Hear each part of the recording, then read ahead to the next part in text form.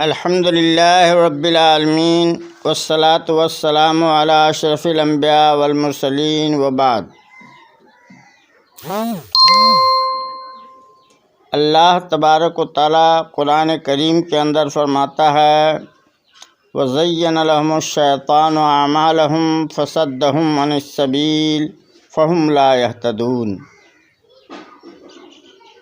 معزز ناظرین و ناظرات، شیطان کی چال خوب کامیاب ہے۔ وہ غلط بات کو خوشنما کر کے پیش کرتا ہے۔ اسی طریقے سے جشن عید میلاد النبی کو خوشنما کر کے لوگوں کے سامنے پیش کرتا ہے۔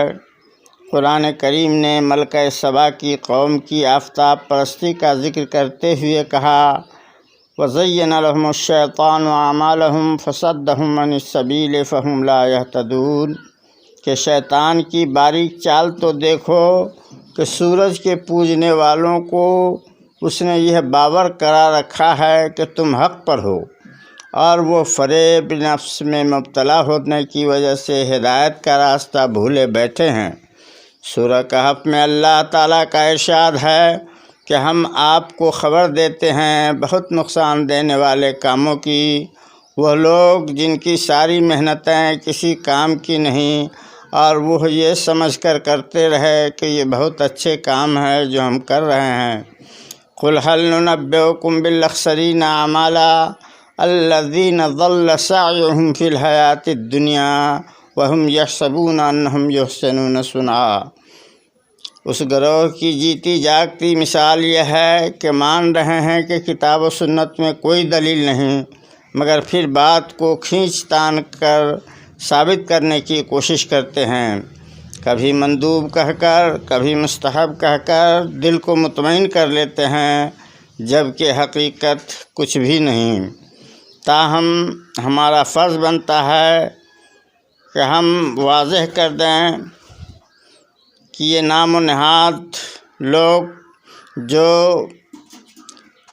جشن عید میلاد النبی کے قائل ہیں، یہ بالکل شریعت کے اندر بے وزن اور بے بنیاد ہیں۔ قرآنی اصطلاح میں ہوا منصورہ سے زیادہ کوئی اہمیت نہیں رکھتے۔ معزز سامعین و سامعات، کیا محافل میلاد مستحب ہیں اور ان کے استحباب کے لیے یہ کافی ہے کہ ان کی مخالفت میں کتاب و سنت سے کوئی دلیل نہیں؟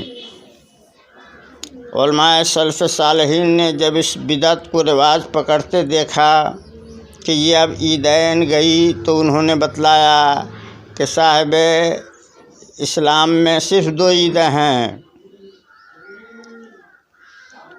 تو انہوں نے بتلایا کہ صاحب اسلام میں صرف 2 عیدیں ہیں، ان میں عبادت کا طریقہ اور وجہ متعین ہے، یہ تیسری عید کہاں سے آ گئی اور اس میں عید والا کام ہے کہاں؟ تو کہا تو مبتدعین کے ائمہ کی استدلال یہ بیان کی کہ اس دن کو عید اس لیے کہا گیا ہے کہ اس دن حضرت آدم علیہ السلام کی پیدائش ہوئی تھی۔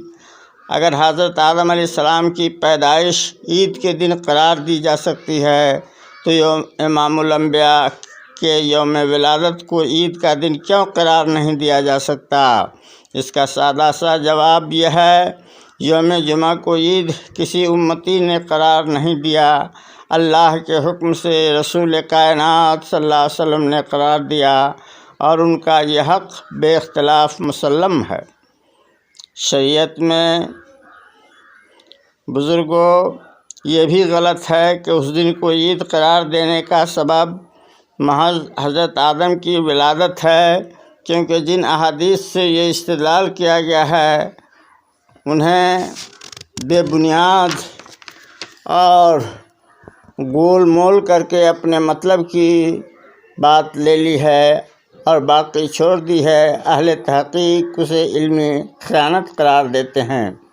جمعہ کی فضیلت کے کئی اسباب ہیں، اس دن حضرت آدم علیہ السلام کی ولادت ہوئی، اسی روز جنت میں داخل کیے گئے، اسی روز نکالے گئے اور اسی دن قیامت قائم ہوگی۔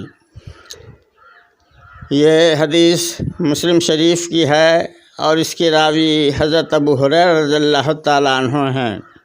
معزز سامعین و سامعات، بعض دیگر حدیث کو جمع کرنے سے جو بات نکلتی ہے وہ یہ ہے کہ اس روز مخلوق انسانی کی پیدائش شروع ہوئی اور اسی روز ان سب کو میدان حشر میں جمع کیا جائے گا، یعنی جمعہ اجتماع سے ہے۔ جب ساری مخلوق جمع کی جائے گی، اگر محض ولادت آدم علیہ السلام کی وجہ سے فضیلت ہوتی تو اس دن آپ کو جنت سے بھی نکالا گیا تھا۔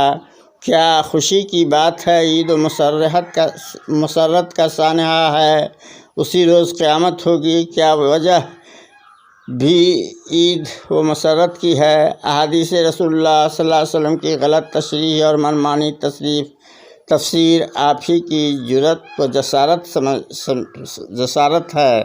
معزز بزرگوں اور سامعین کرام، یہ سب دلائل